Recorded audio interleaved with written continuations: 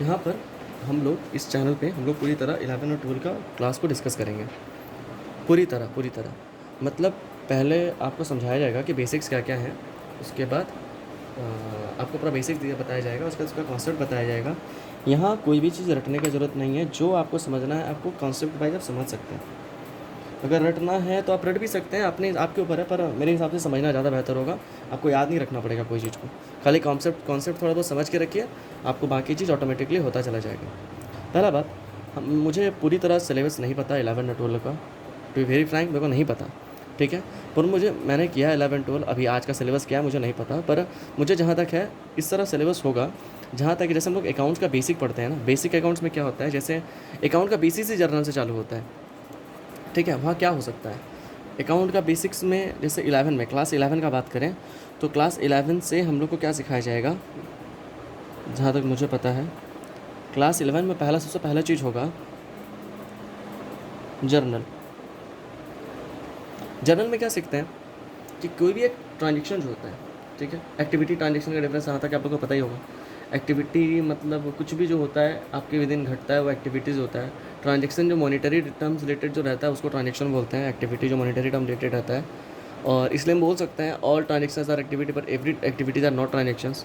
सुना होगा ये वर्ड आपने, ठीक है। किसी भी ट्रांजेक्शन को हम लोग कैसे अकाउंटिंग फॉर्म में लिखते हैं उसी को बोलते हैं एक तरह से जर्नल। मैं एकदम सिंपल भाषा में पढ़ाने वाला हूँ, मैं कोई थ्योरेटिकल डेफिनेशन नहीं बताने वाला, पढ़ाने वाला एकदम as it is word wise, ये सब वो सब मैं वो सब नहीं कराऊंगा। मैं आपको सिंपल दूंगा कॉन्सेप्ट, ठीक है। आपको जहाँ जो काम आने वाला एग्ज़ाम में, फ्यूचर में, आगे में जो बेसिक समझने के लिए काम आने वाला है, बेसिक क्या मतलब सम्स बनाने में जो एक्चुअल दिमाग लगाने के लिए काम आने वाला है वो सब चीज़ बताऊँगा। मैं एग्जैक्ट डेफिनेशन लेके पढ़ाने नहीं लगूंगा, ये सब नहीं करूँगा, ठीक है, वरना वो बहुत बोरिंग हो जाता है और वो सब आप लोग खुद भी कर सकते हो। मैं नॉर्मल सी चीज़ बता रहा हूँ, ठीक है। जर्नल में हम लोग लिखते हैं कैसे ट्रांजेक्शन्स हुआ, उस ट्रांजेक्शन्स को लिखने के बाद अकाउंटिंग लैंग्वेज में लिखने के बाद उसको हम लोग लेज़र में क्या करते हैं, ड्राफ्ट करते हैं, ठीक है।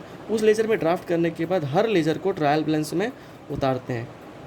क्या करते हैं, ट्रायल बैलेंस में उतारते हैं। ट्रायल बैलेंस में क्या होता है, जनरली डेबिट और क्रेडिट का खेल होता है, ठीक है। सब जगह यहाँ डेबिट और क्रेडिट का खेल होता है। वैसे डेबिट और क्रेडिट का खेल होता है सारे इनकम एक्सपेंस, ठीक है, एसेट्स, ठीक है, लाइबिलिटीज़, ठीक है, इटीसी, ये सब को इनकम एक्सपेंस, हाँ सॉरी, प्रॉफिट लॉस, जो भी वगैरह वगैरह जितना भी है वो सब डेबिट और क्रेडिट के फॉर्म में आ जाता है। उसके बाद हम लोग क्या करते हैं, किसी भी ऑर्गेनाइजेशन का अकाउंटिंग लैंग्वेज में उसका सारे ट्रांजेक्शन्स को रिकॉर्ड किया। हर ट्रांजेक्शन्स का जो भी अकाउंट फॉर्म हुआ उस सब अकाउंट्स का लेजर बनाया। लेजर बनाने के बाद ट्रायल बैलेंस बनाया। क्या डेबिट और क्रेडिट बैलेंस जान लेना इनफ है हमारे लिए? नहीं, वो हमारे लिए नहीं है। ये हम लोग इसको बेसिक ऑफ अकाउंट्स बोलते हैं, ठीक है। ये बेसिक होता है, एक तरह से समझ लीजिए, बेसिक ऑफ अकाउंट्स होता है। मेन आता है ये फाइनल अकाउंट, ठीक है, फाइनल अकाउंट्स, जिसमें आपका आता है पीएल अकाउंट, बैलेंस शीट। हाँ, इसको ट्रेडिंग एंड पीएल भी बोलते हैं, ट्रेडिंग एंड पीएल भी बोल सकते हैं उसको, ठीक है। कहीं ट्रेडिंग अलग बनता है, कहीं पीएल अलग बनता है, सबका फॉर्मेट होता है, ठीक है। ट्रेडिंग पीएल और बैलेंस शीट का ना, इसका दो फॉर्मेट होता है। एक होता है अदर देन कंपनी, दूसरा होता है कंपनी के लिए। ये हम लोग बाद में डिस्कस करेंगे। ये बेसिक होता है, ये मेन होता है, ठीक है। पर इसका मतलब ये नहीं कि ये ज़रूरी नहीं है, ये बहुत ज़रूरी है। बिना इसके नॉलेज हम कभी भी फाइनल अकाउंट्स में अपना महारत हासिल नहीं कर सकते। आपको ये जानना बहुत ज़रूरी है, ठीक है। मेरा बोलने का मतलब है, जो भी अकाउंट का ट्रांजेक्शन्स हुआ उसको आपने रिकॉर्ड किया, उसको रिकॉर्ड करने के उसके रिस्पेक्टिव लेजर्स में डाला, ट्रायल बैलेंस का अपना ट्रायल बैलेंस बना के अपने चेक कर लिया, जो डबल एंट्री सिस्टम हम लोग फॉलो कर रहे हैं वो सही आ रहा है कि नहीं जा रहा है। उसके बाद एक्चुअल बिजनेस का ऑब्जेक्टिव क्या होता है? एक्चुअल बिजनेस का ऑब्जेक्टिव होता है प्रॉफिट अर्न करना, ठीक है, इकोनॉमिक ग्रोथ देना कंट्री को उसका, और क्या होता है, वेल्थ को मैक्सिमाइज करना, ऑनर का, ये सब चीज़ होता है, ठीक है। तो वो हम लोग क्या प्रॉफिट कमाए इस साल में, क्या नहीं कमाए, कैसे हुआ, किस बेसिस पे कमाए, वो सब हम लोग जो प्रॉफिट जानने के लिए किसी भी बेसिस पे, चाहे कैश बेसिस या एक्रूअल बेसिस जो भी करते हैं, उसको हम लोग क्या बोलते हैं उस अकाउंट को क्या बोलते हैं, पीएल अकाउंट, मतलब trading account, profit and loss account, या फिर प्रॉफिट एंड लॉस अकाउंट बोल सकते हैं उसको, या फिर और जब प्रॉफिट पता होने के बाद आज हमारा बिजनेस कहाँ पे स्टैंड करता है, एट एज ऑन कोई भी एक पर्टिकुलर डेट पे, एज ऑन पर्टिकुलर डेट पे हमारा बिजनेस कहाँ स्टैंड करता है, उसको जानने के लिए हम बनाते हैं बैलेंस शीट। वहाँ पर क्या डिटरमाइन करते हैं हम लोग, हमारी एसेट्स एंड लाइबिलिटीज़। एक तरह से बोल सकते हैं, हम आपको एक चार्ट बना के दिखाते हैं, उसमें आप क्लियर हो जाओगे कि कैसे क्या करना है, कैसे क्या हिसाब होता है। Just a second.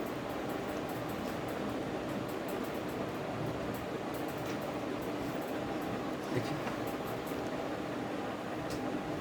देखिए,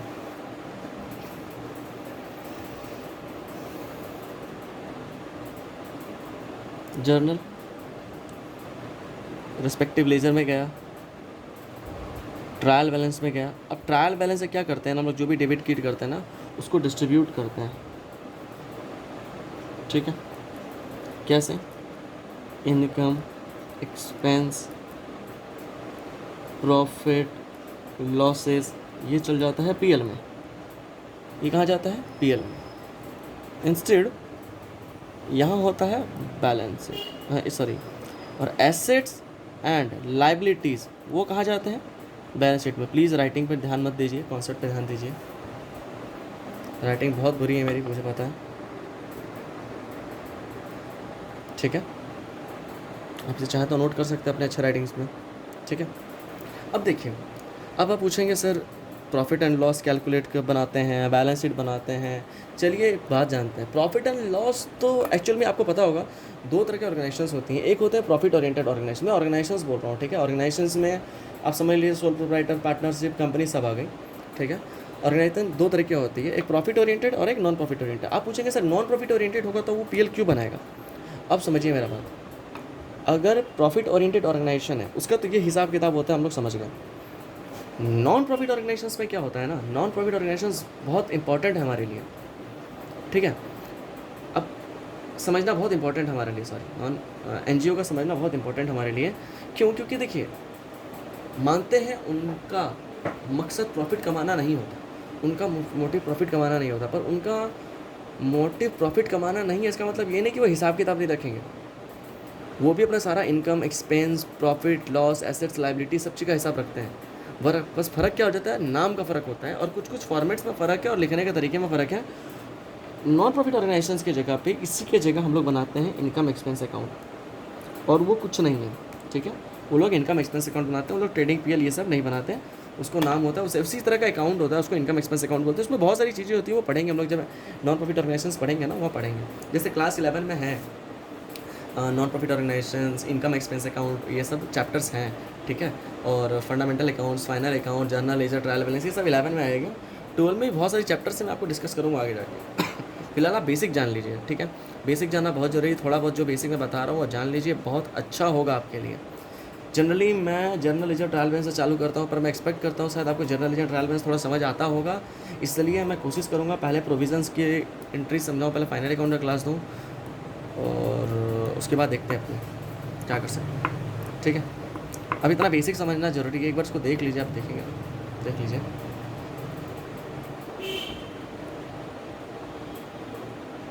अच्छा चलिए, गुड।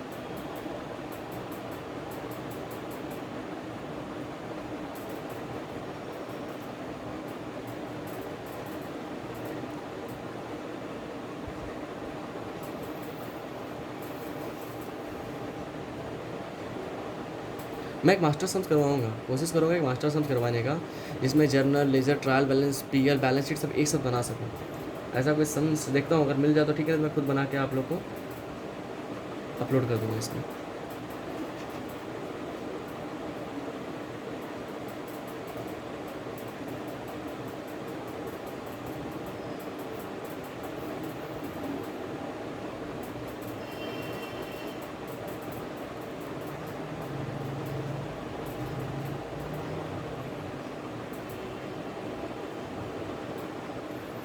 हाँ, नोट डाउन करना है इसको, उसको नोट डाउन कीजिएगा ज़रूर से, कंपलसरी नोट डाउन करना है इसको। देख लीजिए एक बार ये, और इधर का क्वेश्चन भी दिखा दे रहा हूँ मेरा।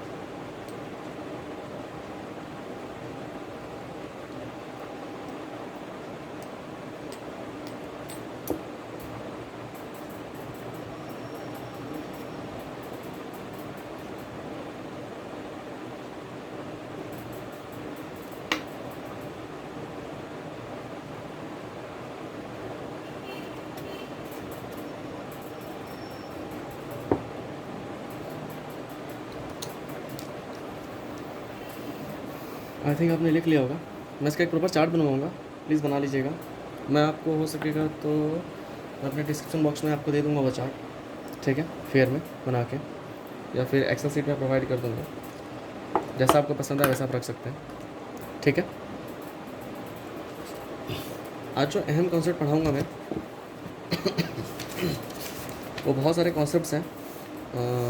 थ्योरीज भी होंगी, कुछ प्रैक्टिकल्स भी होंगे, कुछ फाइनेंशियल अकाउंट से रिलेटेड टॉपिक्स होंगे, कुछ कॉस्ट अकाउंटिंग, मैनेजमेंट अकाउंटिंग, जितने भी differences of account, different type of accounting है, ledger trial balance, adjustment entries, adjusted trial balance, closing entry, सबका मतलब क्या होता है ये सब बताऊंगा, थोड़ा बहुत बता दूंगा मैं, पर अपना बेसिक मतलब मेन फोकस अपना होगा प्रैक्टिकल्स पे, ओके। अपने मेन थ्योरीज पे नहीं जाएंगे, अपने मेन प्रैक्टिकल्स पे जाएंगे, ओके। कोई थ्योरी नहीं, सब प्रैक्टिकल, टोटली प्रैक्टिकल करेंगे, ठीक है। चलिए स्टार्ट करते हैं।